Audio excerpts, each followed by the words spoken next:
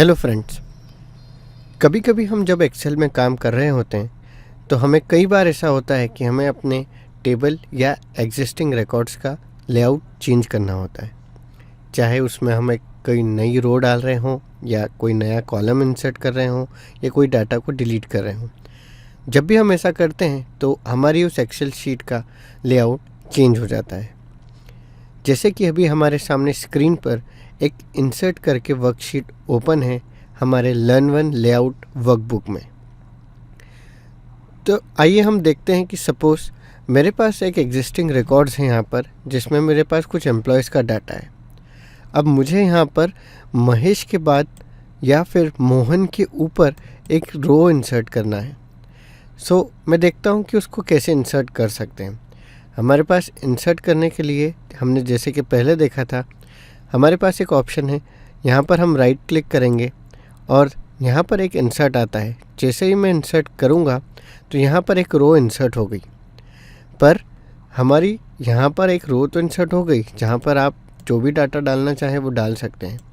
पर अगर हम अपने पेज शीट को राइट की तरफ ड्रैग करके देखें तो आप देख सकते हैं यहाँ पर भी एक रो इंसर्ट हो चुकी है।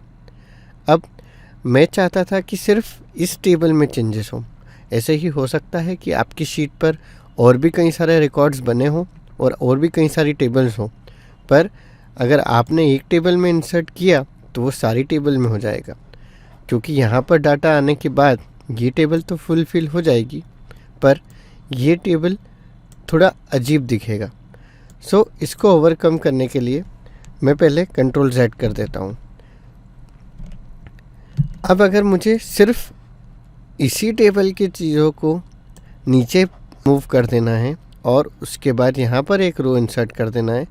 जैसे ही मैं इन सेल्स को सेलेक्ट करके राइट क्लिक करता हूँ, मेरे पास एक ऑप्शन आता है इंसर्ट और उसके बाद 3 डॉट बने हुए हैं। मतलब कि यहाँ पर कुछ और भी हमें एक्सेल पूछेगा। जैसे ही मैं इस पर क्लिक करता हूँ तो एक पॉपअप ओपन होता है जिसमें आता है shift cell right, shift cell down, entire row और एंटायर कॉलम। मुझे इन सेल्स को डाउनवर्ड शिफ्ट करना है। मैं उसे शिफ्ट सेलेक्ट करूँगा और जैसे ही मैं ओके करता हूँ तो सिर्फ मेरे इसी टेबल में चेंजेस हुआ। आप देख सकते हैं कि जो हमारी राइट वाली टेबल है उसमें कोई भी चेंजेस नहीं हुआ, वो रिकॉर्ड एज इट इज़ है। पर यहाँ पर हमें एक नई रो इंसर्ट हो चुकी है। अब मैं अपना डाटा यहाँ पर एडजस्ट कर सकता हूँ। फ़िलहाल के लिए मैं ये नहीं कर रहा हूँ तो हम वापस इसे कंट्रोल Z कर देते हैं। सिमिलरली अगर हमें सपोज़ कोई कॉलम ऐड करना है तो हम राइट क्लिक करके जैसे ही इंसर्ट करते हैं तो हमारे पास एक ब्लैंक कॉलम ऐड हो जाता है जहाँ पर हमको जो भी डाटा फिलअप करना है वो कर सकते हैं। इस तरह से आप रोज़ और कॉलम्स को इंसर्ट कर सकते हैं। अब अगर सपोज़ मुझे ये कॉलम नहीं चाहिए तो मैं इसको सेलेक्ट करूँगा, इसको राइट क्लिक करूँगा और मैं इसे डिलीट कर दूँगा। कॉलम्स के लिए तो ये आसान हुआ क्योंकि ये सेम टेबल में। पर सपोज़ अगर मुझे ये प्रतीक का डाटा नहीं चाहिए और अगर मैं इसे राइट क्लिक करके डिलीट करता हूँ तो आप देख सकते हैं कि मेरी राइट वाली टेबल में से भी एक रिकॉर्ड कम हो चुका है। So this is not the right method of doing. इसे कंट्रोल Z कर देते हैं।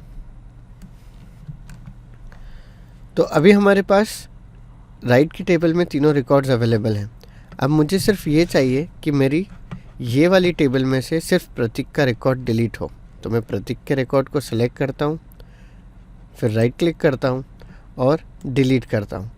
जैसे ही डिलीट करूँगा तो वो मुझसे ऑप्शंस पूछता है कि डिलीट कैसे करना है। शिफ्ट सेल को, जो भी नीचे के सेल्स हैं उन्हें अप शिफ्ट करना है, पूरी रो को या कॉलम को। जैसे ही मैं शिफ्ट सेल्स अप को करता हूँ तो आप देख सकते हैं प्रतीक का रिकॉर्ड डिलीट हो गया और पूरी टेबल अपने आप उसके हिसाब से एडजस्ट हो जाती है।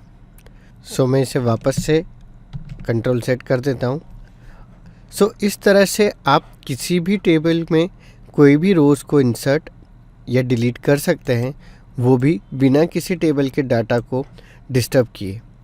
सो ये एक तरीका है कि जब आपको कभी भी रिक्वायरमेंट आती है कि आपको अपने टेबल में रोज़ इंसर्ट करना है, कॉलम इंसर्ट करना है, तो आप उन सेल्स को सेलेक्ट करके या हाईलाइट करके उनको मूव डाउन कर सकते हो। जब भी हम किसी एग्जिस्टिंग टेबल में जहाँ पर हमारे पास सेल्स पे फार्मूलाज लिखे हुए हैं और हमारे पास कुछ फंक्शंस अप्लाइड हैं, और अगर इस केस में अगर हम कहीं पे भी कोई भी रो को इंसर्ट करते हैं तो बाय डिफ़ॉल्ट वो फार्मूलाज भी उसी तरह से कॉपी हो जाते हैं। फॉर एग्ज़ाम्पल मैं यहाँ पर एक रो इंसर्ट करता हूँ, शिफ्ट सेल्स डाउन, और जैसे ही मैं अपने कंपनसेशन या न्यू सैलरी के टैब पे जाता हूँ, अगर सपोज़ मैं यहाँ पर सैलरी डाल देता हूँ, इट इज़ 15,000। जैसे ही मैं इंटर करता हूँ तो देखिए मेरी न्यू सैलरी अपने आप कैलकुलेट होके आ गई, क्योंकि मेरे एग्जिस्टिंग जो फार्मूलाज थे वो मेरे इस सेल में भी अप्लाई हो गए, और मेरा जो भी नया अमाउंट था 15,000 उस पर वो फार्मूला अप्लाई होके और वो सैलरी कैलकुलेट होके आ गई। सो इस तरह से जब भी हम कभी रोज़ या कॉलम्स को इंसर्ट करते हैं तो वो विद द फार्मूलाज इंसर्ट हो जाता है। अब सपोज़ यहाँ पर मेरे पास एक फार्मूला बना हुआ है कि वो F2 की वैल्यूज़ को हमारे M1 की वैल्यू से मल्टीप्लाई करता है और उसके बाद उसे F2 में ऐड कर देता है। अब सपोज़ मैं F के आगे यहाँ पर एक नया कॉलम इंसर्ट कर देता हूँ, तो अब तो मेरा F2 खाली हो गया, पर आप देख सकते हैं कि मेरी न्यू सैलरी डिस्टर्ब नहीं हुई। ऐसा इसलिए हुआ कि जैसे ही आपने कॉलम को यहाँ पर इंसर्ट किया, यहाँ पर जो भी फार्मूला लगा हुआ था उसने अपने आप को उसी तरह से एडजस्ट कर लिया, और यहाँ पर F3 की वैल्यू की जगह उसने G3 की वैल्यू को ले लिया। अगर सपोज़ मैं इसे वापस डिलीट भी करता हूँ तो बाय डिफ़ॉल्ट फार्मूला वापस से खुद को एडजस्ट कर लेगा और उसे अपने आप से ही F3 बना लेगा। सो एक्सेल के अंदर ये एक बहुत अच्छी फंक्शनलिटी है कि आप जब कभी भी कुछ रोज़ या कॉलम्स को इंसर्ट करते हैं तो वो एग्जिस्टिंग फार्मूलाज या फंक्शंस को अपने आप ही कॉल कर लेता है।